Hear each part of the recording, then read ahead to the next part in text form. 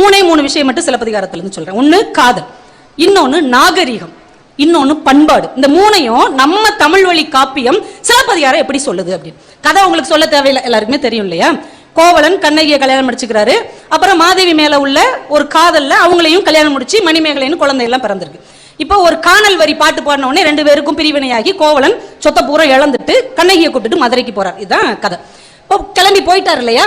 இந்த செய்தி மாதவிக்கு தெரியுது. ஐயோ, நம்ம காதல் கணவன் இப்படி அவங்க மனைவியோட போயிட்டாரே அப்படின்னு. உடனே ஒரு கடிதம் எழுதுறாங்க. யாரு? மாதவி கோவலனுக்கு ஒரு கடிதம் எழுதுறாங்க. அவங்க ஒரு காதலி தானே, காதலனுக்கு தானே கடிதம் எழுதுறாங்க. கடிதம் எழுதி ஒருத்தட்ட கொடுத்து விடுறாங்க. இதை கோவலன்கிட்ட நான் கொடுத்தேன்னு கொடுத்துரு அப்படின்னு. அவரு போற வழியில தேடி கண்டுபிடிச்சு கோவலனை நிப்பாட்டி, இந்தாங்க மாதவி உங்களுக்கு ஒரு கடிதம் கொடுத்துருக்காங்க. அதை அவர் அப்படியே பிரிச்சு படிக்கிறார். படிச்சுட்டு அப்படியே மடிச்சு அவன் கையிலே கொடுத்து, இத நான் எழுதுனதா என்னுடைய பெற்றோருக்கு கொடுத்துரு. உங்களால இதை நம்ப முடியுதா?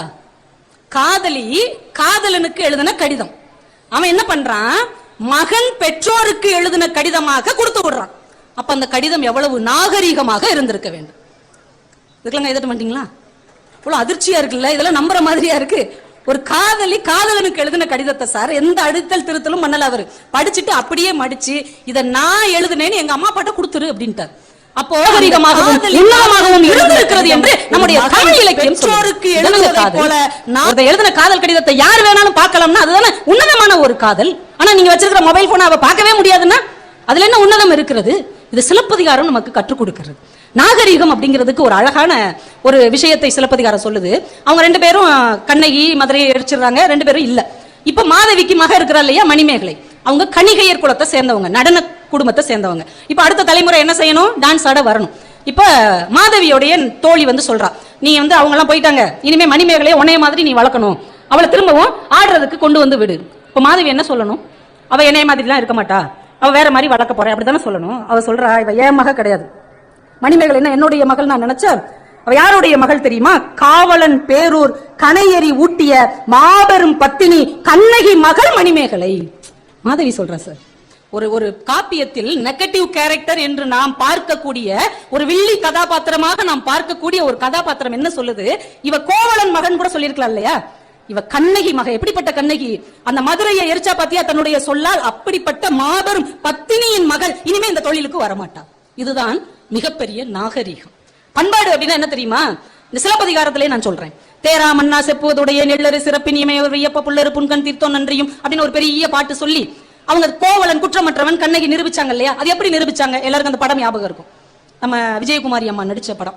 உடனே பாண்டிய மன்னன் அந்த சிலம்பை வாங்கி உடைப்பான். அவங்க சிலம்பு, நம்ம பாண்டிய நாட்டு சிலம்பு என்ன உள்ள இருக்கும்? முத்துக்கள் இருக்கும். ஏன்னா பாண்டிய நாட்டினுடைய சொத்து முத்துக்கள். அவ சோழ நாட்டுக்காரி. அவளுடைய சிலம்பை உடைச்ச உடனே உள்ள என்ன இருக்கும்? மாணிக்க பரல்கள் இருக்கும். அவங்க நாட்டுல மாணிக்கம் நிறைய கிடைக்கும். இப்ப இதை வச்சுதான் கோவலன் குற்றமற்றவன் நிரூபிப்பாங்க. இதுல நீங்க ஒரு நுட்பத்தை கவனிச்சீங்களா? இந்த சிலம்பை இவங்க மட்டும் அவங்க நாட்டுல செய்யாம ஆன்லைன்ல ஆர்டர் பண்ணிருந்தாங்கன்னு வைங்க, எல்லாம் ஒரே மாதிரி தானே இருந்திருக்கும். இப்ப கோவலன் குற்றமற்றவன் எப்படி சொல்ல முடியும்? அன்னைக்கு இளங்கோவுக்கு தெரிஞ்சிருக்குது, வருங்காலத்துல நம்ம ஆளுங்க ஆன்லைன்ல போய் வாங்கும், பிளிப்கார்ட்ல வாங்கும், அமேசான்ல வாங்கும், நம்மளையே நம்பிக்கிட்டு இருக்கிற அண்ணாச்சிகளை அம்போன்னு கைவிட போறாங்க. அதனால அவங்க சுதேசி பொருட்களை வாங்குங்கள் என்று அன்றைக்கே காப்பியத்தில் பதிவு செய்திருக்கிறார் இளங்கோ. நீங்க ஒன்ன மறந்துடக்கூடாது. இந்த வியாபாரம் செய்ய வந்த ஆங்கிலேயர்கள் தான் நம்மை 200 வருடம் ஆட்சி செய்தார்கள், 200 வருடம் அடிமைப்படுத்தினார்கள். அதனால வியாபாரம் என்பது சாதாரணமான விஷயம் இல்லை. என்றைக்கு நாம் அந்நிய நாட்டுக்கு அடிமையாகி போகிறோமோ அன்னைக்கு நம்முடைய சொந்த சிந்தனையை நாம் தொலைத்துக் கொண்டிருக்கிறோம் என்றுதான் அர்த்தம். அதனாலதான் அன்னைக்கே இளங்கோ அவங்க நாட்டுல தயாரிச்ச பொருட்களை வாங்குங்க, நாளைக்கு ஒரு பிரச்சனை வந்தா கூட இதை வைத்துத்தான் நீங்கள் உங்களை நிரூபிக்க முடியும் என்று அன்றைக்கே சொல்லிக் கொடுத்திருக்கிறார். எவ்வளவு பெரிய விஷயம்.